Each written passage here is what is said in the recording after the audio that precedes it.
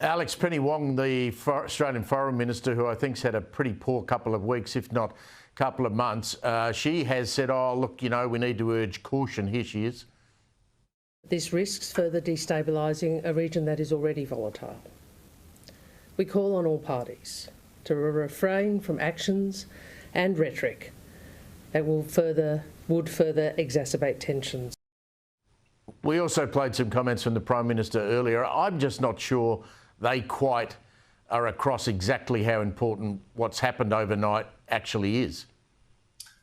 Look, you know, the Foreign Minister is concerned, as are we all, about the prospects of an escalation. And I can tell you that the Australian Jewish community, with deep personal and family ties to Israel, is very concerned right now about the possible retaliation, about our family and loved ones huddling in bomb shelters right now.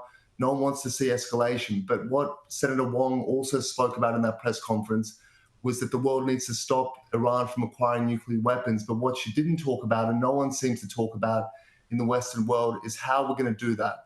And we've seen a drawn-out political diplomatic process for a long time, which we now know Iran merely used to obtain sanctions relief and deepen its grip on the Middle East and continue its covert nuclear program.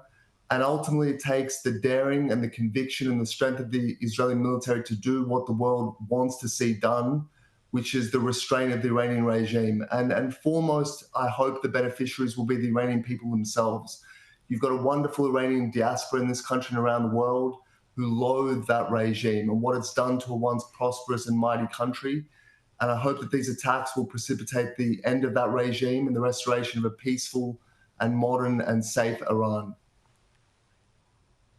Alex, I want to ask you about these sanctions the Australian government has applied against two Israeli ministers. Last night we had former Labor MP Michael Danby, who designed these laws, effectively slamming Penny Wong for using them against a democratic state.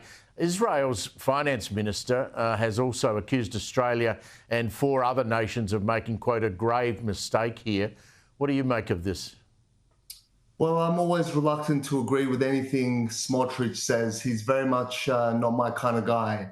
But I am happy to agree with Michael Danby, my old friend. And he's correct that the reason that these sorts of sanctions were introduced internationally, the Magnitsky-style sanctions, they're named after, you know, a Russian anti-corruption activist who was tortured and died in custody. And it's to basically restrain political figures in despotic, autocratic, non-democratic countries who commit horrific human rights violations like killing political dissidents. Now, in this case, again, I'm not minded to defend Ben-Gvir or Smotrich. I think they say some really objectionable things, but the Foreign Minister said that they're being sanctioned because of their rhetoric, because of words they've said about activities in the West Bank and encouraging settler violence. Now, that would be my assessment, I think in Michael Danby's as well, a severe lowering of that threshold. And it begs the question, who else and in what other democratic allied countries are we going to start identifying firebrand minor politicians like these guys and sanctioning them over things they've said rather than things they've done, which was the intent of the legislation? Alex, great to catch up. Thank you very much for joining us on this Friday night.